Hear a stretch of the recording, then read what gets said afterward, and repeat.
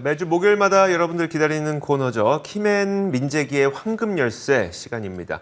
시장에서 주목할 만한 이슈와 함께 투자 전략 세워보겠습니다. KB증권 프라임센터 투자 콘텐츠팀 민재기 팀장 나오셨습니다. 어서 오세요. 네, 안녕하세요. 네, 안녕하세요.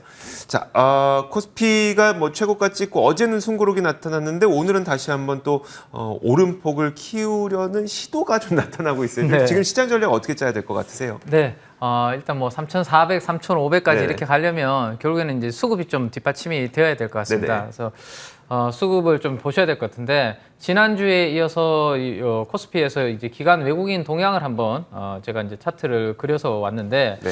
연초 이후에 기관과 외국인들의 이제 누적 순매수 포지션을 한번 보시면 여전히 상승 쪽으로는 아직 별로 크게 움직임이 그러네요. 없는 그런 모습입니다. 기관들도 한 37조 원 순매도 여전히 유지를 하고 있고요. 외국인들도 17조 원 순매도를 넘어서서 17조 6천억 정도까지 매도가 조금 더 늘어나 있는 상황입니다. 그래서 지수가 여기서 3,400, 3,500을 강하게 치고 가려고 하기에는 수급상으로 좀 기대하기 어려운 부분이 네. 좀 있는 것 같습니다. 그리고 더군다나 최근에는 또 약간 안전자산들 쪽으로 강세 흐름이 좀 만들어지고 있거든요. 네네. 달러도 강해지고 있고 금 가격도 요즘 소폭 강세 흐름을 보여주고 있습니다.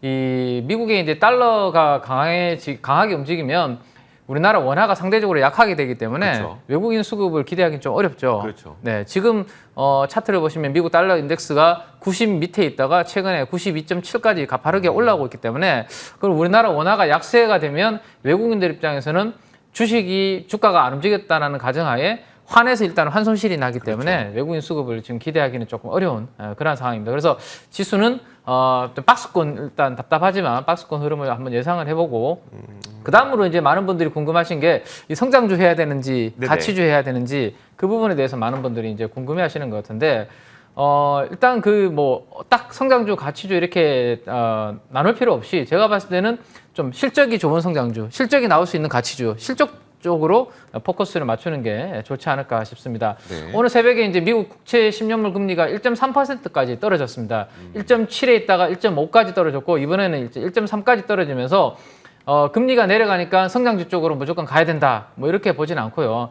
실적이 가장 중요하다는 생각이고 특히나 지금은 이제 2분기 실적 시즌이 막 시작이 됐죠. 그래서 이익의 피크아웃이 될 기업들, 상반기 이익이 고점이 될 기업들은 네네. 좀 가급적이면 쉽지 않아 보이고요.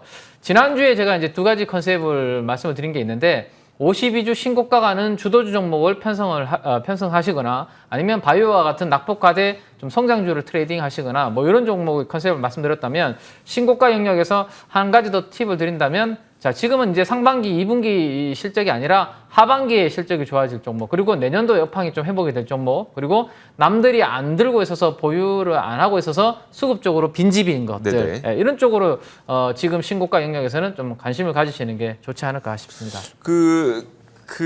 종목의 실적에 집중하라고 하셨기 때문에 네네. 사실 실적이 좋았던 건 대표 종목이 삼성전자랑 LG전자였었잖아요. 그렇죠. 근데 좀 안 맞는 네. 느낌이 있어서 이런 것들은 어떻게 될 것 같으세요? 네, 삼성전자는 사실 어제 깜짝 실적이 나왔지 네네. 않습니까? 그럼에도 불구하고 주가는 지지부진한 흐름을 보였는데 예견된 숫자가 미리 이제 컨센서스가 좋아지고 있었거든요. 네. 아마 10조 이상 나올 거고 11조에서 12조 나올 거라는 게 이미 좀 소문은 있었습니다. 그래서 네. 그런 부분들이 이제 반영이 좀 되는 부분도 있겠지만 결국 삼성전자의 주가의 방향성은 외국인들 수급에 또한 달려있다라고 보시면 될 것 그렇죠. 같습니다. 제가 이제 삼성전자 주가와 외국인 매매 동향을 이제 한번 일정 구간을 가지고 제가 그려와 봤는데, 노란색이 이제 주가고, 그리고 세로 막대 그래프가 이제 외국인들이 사는지 파는지인데, 주가의 이 짧은 파동을 보시면 외국인들이 많이 살 때는 주가가 좀 올라오고, 그죠? 좀 쉬어갈 때는 밑으로 세로 막대가 저렇게 큰 모습을 보여주고 있습니다. 그래서 삼성전자는 외국인들의 수급이 무엇보다도 중요한 대형주라는 생각인데, 최근에 삼성전자에 대한 이제 개인 투자들 외국인들의 이제 누적 순매수 포지션을 한번 보시면 개인만 왼쪽입니다. 개인은 네. 왼쪽만 개인만 지금 연초 이후에 계속해서 누적적으로 사고 있고 오른쪽이 이제 외국인들이거든요. 네. 외국인들은 연초유예 삼성전자를 계속 지속적으로 팔고 있습니다. 그래서 최근에 더 가파르게 팔고 있죠. 그러다 보니까 이 9만 원에서 8만 원까지 내려왔고 8만 원에서 답답한 실적이 좋아도 지금 수급적으로 풀리지 않으니까 답답한 흐름을 보여주고 있습니다. 그럼 삼성전자를 보유하고 계신 분들이 참 많을 텐데 여기서 이제 그럼 버려야 되는지 네. 보유하셔야 될지 그 부분이 좀 답답하실 텐데 제가 이제 4개 분기를 합산한 이제 삼성전자 영업이익 차트를 한번 가지고 와봤는데요. 네.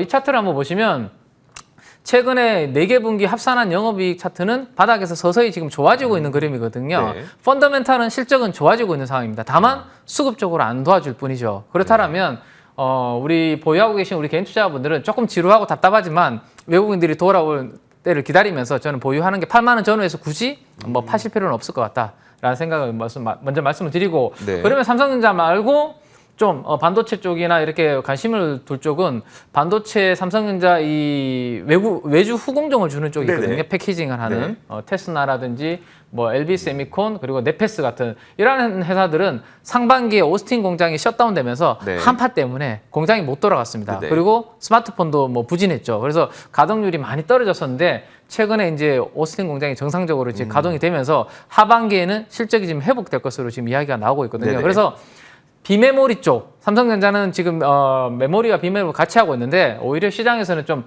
중소형주 쪽에서 비메모리 그리고 하반기에 좀 실적이 좋아질 그들 쪽으로 집중을 하고 있기 때문에 오히려 좀 중소형주 쪽으로 일단은 먼저 보시는 게 좋을 것 같고요.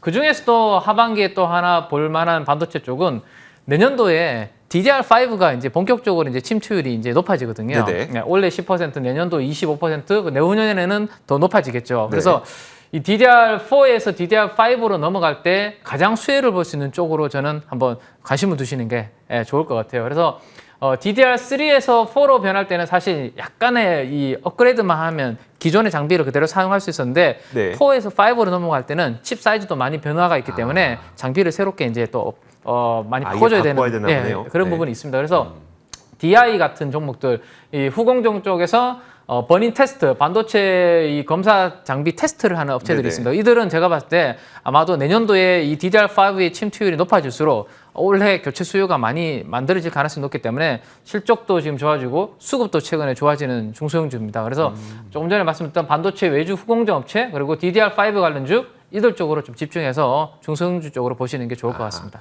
그러니까 삼성전자를 들고 있는 분들은 굳이 팔지 마시고 그쵸. 네네네. 하지만 네. 안 들고 있었는데 그럼 삼성전자 들어가요? 아니면 그 후공정이나 이쪽으로 들어가요? 하면 후공정 먼저 접근하시고 네네네. 그다음에 삼성전자 들어가도 늦지 않습니다. 이런 이야기인가요? 그렇죠. 삼성전자 쪽에 외국인 수급 한번 보시면서 네네. 좀 돌아설 때 외국인들이 좀 적극적으로 들어올 때 그때 들어가셔도 괜찮을 것 같습니다. 알겠습니다.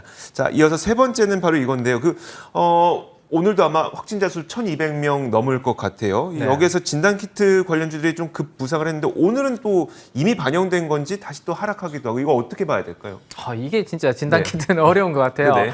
지금 막 확진자 수 늘어나서 어제는 많이 올랐는데 그럼 이제 가는가 싶어서 또 이거 따라가면 사람들이 이걸 다 예상했던 건가 싶기도 하고요. 네네. 그래서 저는 이제 예전에도 제가 이제 방송에서 말씀을 드렸던 것 같은데 네네. 진단키트 관련주들은 어쨌든 이 코로나 확진자 수에 따라서 너무 이제 변동성이 심할 수 있으니까 맞아요. 좀 빨리 이렇게 발빠른 매매가 가능하신 분들만 접근하시기를 저는 말씀을 드렸었거든요. 네네. 이번에도 저는 좀 마찬가지 입장이라는 생각이고 다만 1분기 실적을 기준으로 곱하기 4를 해서 연환산으로 했을 때 상대적으로 좀 싼 진단키트는 엑세스바이오 그리고 제놀루션, 랩지노믹스 이런 종목들이 좀 있고 그중에서도 국내 쪽에 확진자 수가 많이 늘어나서 검사를 많이 했을 때 상대적으로 실질적 수혜를 볼 수 있는 회사는 제놀루션 같은 회사가 될 수 있습니다. 그래서 그런 종목들은 제가 봤을 때는 발빠른 매매가 가능하신 분들 정도로 접근하시면 좋을 것 같고 저는 진단키트 수혜주이기도 하면서도 원래 본업과 그리고 네. 또 신사업 쪽으로 이렇게 좀 포트폴리오가 돼 있는 회사 쪽으로 관심을 두시는 게 좋을 것 같아요. 네. 그 대표적인 회사가 인탑스라는 회사가 있습니다.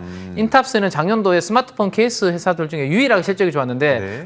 그것은 이제 진단 키트 케이스를 만들면서 수익이 좋았거든요. 그래서 지금 검사를 많이 하기 때문에 네네. 진단 키트 케이스 또 많이 만들어야 되겠죠, 그죠? 아하. 그래서 본업도 회복이 되는데 이러한 부분도 있고 그리고 이제 화장품 케이스 같은 신사업도 진출하고 있습니다. 네네. 그래서 인탑스 같은 기업들을 오히려 진단 키트 외에 플러스로 다른 부분들을 하고 있기 때문에 안정적 실적 성장이 가능하기 때문에 이쪽으로 보시는 게 오호. 훨씬 안정적이지 않을까 네, 생각됩니다. 알겠습니다. 자, 지금까지 KB증권 프라임센터 투자 콘텐츠팀 민재기 팀장과 함께 이야기 나눠봤습니다. 고맙습니다. 네, 감사합니다.